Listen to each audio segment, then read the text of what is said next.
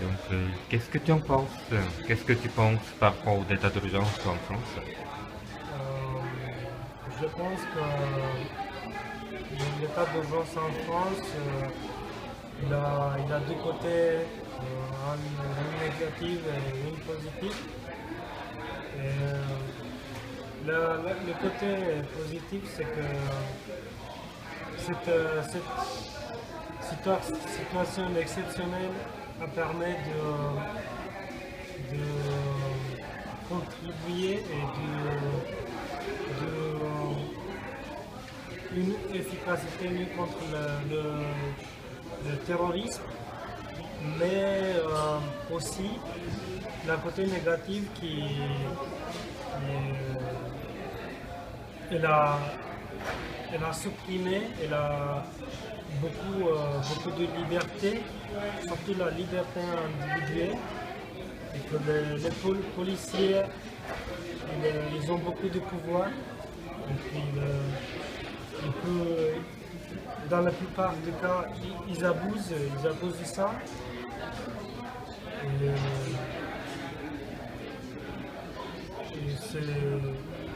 c'est surtout un bon prétexte pour transformer la démocratie dans un état policier. Donc, en Corée du Sud, l'état d'urgence est critiqué par l'ONU et l'Amnesty. Mais la Corée du Sud veut valider la loi contre le terrorisme en imitant l'état d'urgence en France. Qu'est-ce que tu en penses par rapport à ça? Déjà, la France elle a adopté cette situation exceptionnelle parce qu'il y avait une menace très grave à la sécurité nationale. Il y avait des terroristes, ils ont fait un attentat où il y avait des personnes mortes, mais en Corée du Sud, il n'y a rien passé. Il y a personne morte là-bas, je ne sais pas pourquoi ils voulaient ça, mais je pense que si ça n'est pas justifié, cette situation n'est pas justifiée, ça veut dire que la Corée du Sud, elle veut utiliser, le gouvernement il veut utiliser cette situation, cette loi, surtout pour l'oppression, pour l'enlever des libertés individuelles du peuple.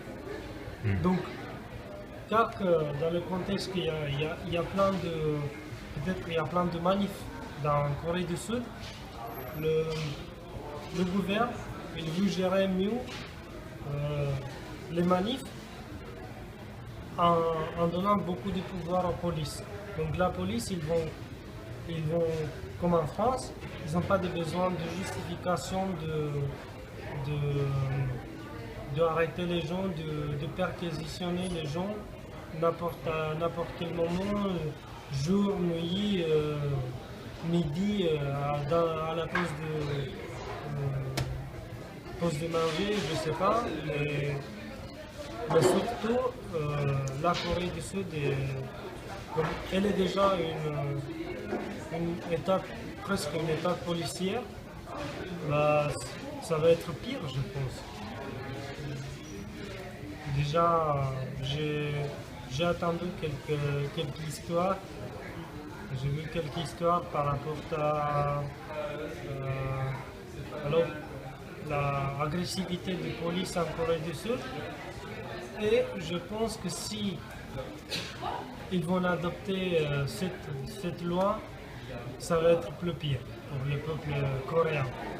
Ça veut dire qu'ils vont être tous des terroristes.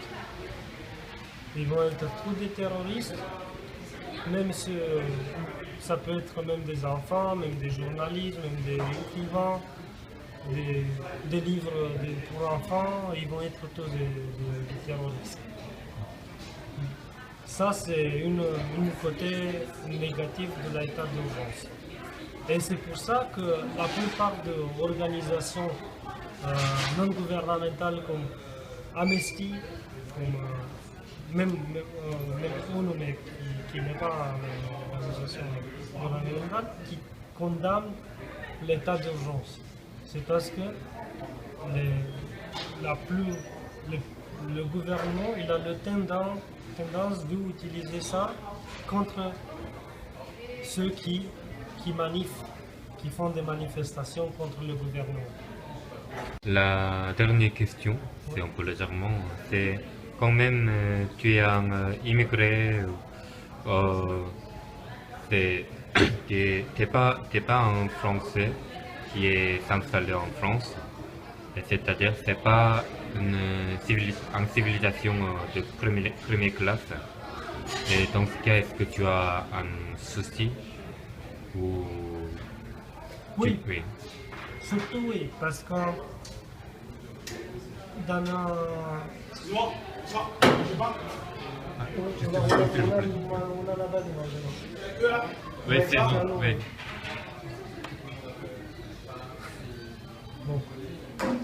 Voilà, l'état d'urgence à McDonald's. Tu vois les gens qui te demandent si on achète des trucs à manger, parce que sinon ils nous mettent dehors. On est des immigrés. Voilà. Et comme moi aussi je suis un immigré en France, je viens de l'Europe de l'Est, bah, un jour, à cause de l'état d'urgence, les flics ils peuvent venir et ils peuvent me demander est-ce que tu avais acheté quelque chose en France, des trucs au McDo, et ils me mis dehors. Et je pense qu'en Corée, c'est comme un pays très, comment dire, pas très hospitalier avec les immigrés et les migrants. Ils vont bien profiter de cette loi pour diminuer les droits d'immigrés en Corée du Sud. Ça veut dire que tous ceux qui sont un peu métis en Corée, qui viennent de d'autres pays, ils peuvent être à n'importe quel moment arrêtés par la police et mis dans prison ou dehors de le territoire coréen.